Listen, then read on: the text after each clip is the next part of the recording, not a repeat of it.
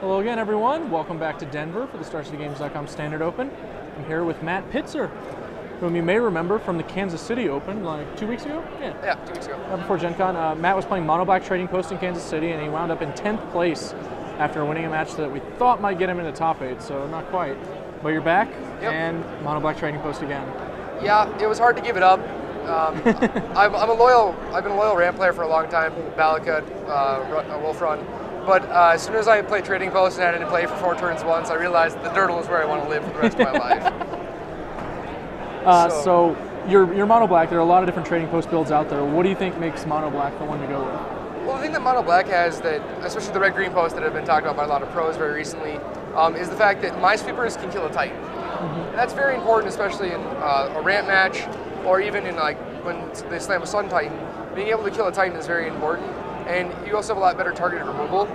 A Doomblade, a Dismember, or a Go for the Throat automatically kill whatever you're talking about, while there might be times where a Galvanic Blast under the job, or whatever other, mono white like Dispatch might get there, I don't know. But the thing is that Black also has a lot more removal, and the thing that Trading Post needs to do is survive. And with Black you get to play a bunch of removal and allow yourself to live until the point where you might eventually take over the game. Take over the game, which is going to happen, which inevitability is always on your side, no matter what. You've got a number of win conditions. Like you can count Trading Post itself, I guess, because it can definitely create that. But between Wormcoil Engine, Grave Titan, Karn, I might have forgotten something. Like Batterskull is the other. Batterskull, okay. Which of those cards like generally actually kills the opponent? Well, puts them dead. Whichever one I draw. The truth is probably Wormcoil the most, just because it has the best interaction with the deck. With Trading Post. But that being said, I know there's a number of games that if I didn't have a Grave Titan, I wouldn't have won, just because you leave 2 blockers behind. Yep. And like, normally it is a Wormcoil, and Batterskull has been doing a lot of work because it gets equipped to a Solemn, it's repeatable.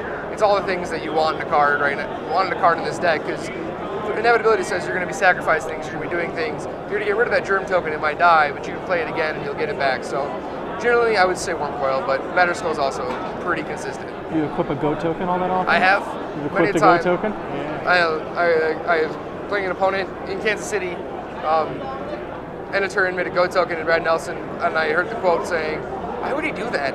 And I equipped Batterskull to a Goat token, and it's like, oh, that's sick. I mean, it makes sense, right? Like, it's a Goat, so a Batterskull, I think that's pretty reasonable. I think it makes sense. Yeah. Perfect sense. All right. We're going to talk about a couple more cards from the deck. I'm interested in 3 specific ones, so let's run them down. First off, we have Mimic Vat, which feels kind of like a Trading Post Light, I guess. Yeah. Mimic Vat, I play 2, one in the main, one on the side. Specifically, it's really good in 3 matchups. 1, zombies. Zombies, you just take out their draw messenger on the rebuy. You have the ability to just like one of the best. You can also get a Blood Artist, make 1, block, drain 1. Like, you can do a lot of really cool things in that matchup. Any of the pod matchups, obviously all those creatures have very cool come into play abilities, and I want to do them too. And that's everything. And it's also for the ramp match, where it shines beautifully as well, because I'll kill your Titan, and then I'll make my own Titan, and I'll do more shenanigans than you could possibly ever do with your Titan. Because I get to do it again and again and again, and I get activated twice in a turn, and like, it's great for that matchup as well. Yeah, normally Doomblade's like an underwhelming answer to a Titan. It gets the job done, but they still got whatever they got. They got their effect. But with Mimic Vat, that's not really the case. The normal comment is, well, thanks for your Titan, boss.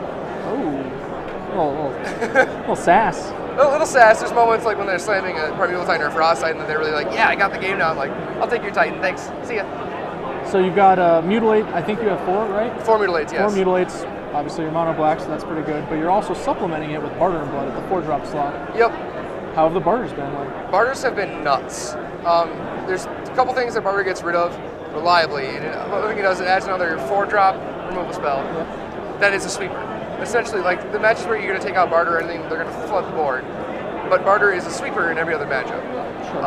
Barter also causes them in awkward situations, like with Tolerant.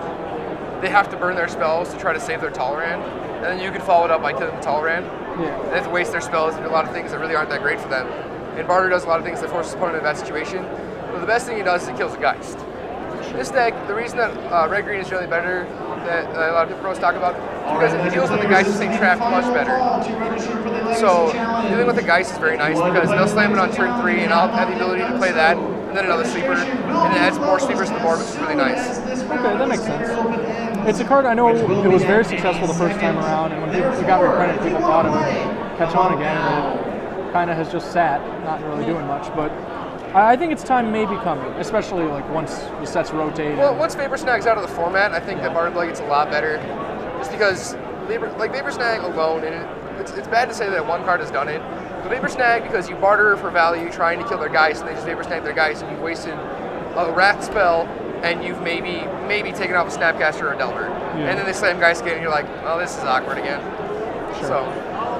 And the last card in the main deck, a land, not the one you're probably thinking of, but Ghost Quarter. I actually just think Ghost Quarter is like a really well-positioned card in the format right now. Has that been your experience too?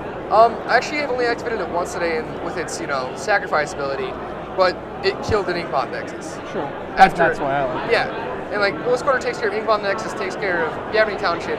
Basically all the cards that I have a real problem with, Ghost Quarter takes care of. Because I can't interact, I can't kill a Nexus minus, an instant speed removal spell. And Ghost Quarter lets me take care of that, and also it shores up my poison matchup, which is also a very weak one for me. Yeah. It's the reason that I switched from Go for the Throws to Doomblades in Dismember, is because I need to be able to kill their things, and Ghost Quarter gives me the I'm no longer afraid of Inkmoth. So I really like that card right now, expressly for the purpose of killing Inkmoth Nexus. Yeah. And it's just got some reasonable margin elsewhere. Getting a Moronhan or a Township or a Wolfrun.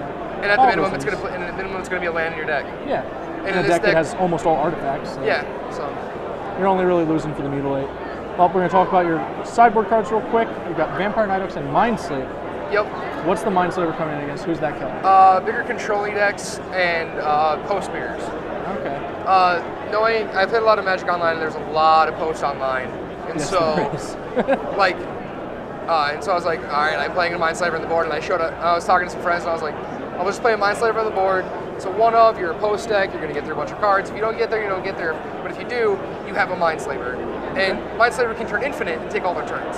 Yes. With 2 trading posts, you can just take every single turn they have with 12 mana. Which seems to do work, I think. In a matchup that's going to go that late, yeah, it seems fantastic. Yep. And Vampire Nighthawk. It's super expendable. It's very nice, but the thing it does is it shores up any really aggressive decks, and it lays the blocker. And you don't need to worry about them just because, like, play, gain 2, block, a couple damage, wrath the board, you're fine. Sure. It just sits there as it's just a way to keep your life level higher than a few so that you don't have to be playing so far behind. Sometimes you just need a weird vicious hunger. Yep. We just got the round 7 call for pairings. You guys might have heard that, I don't know.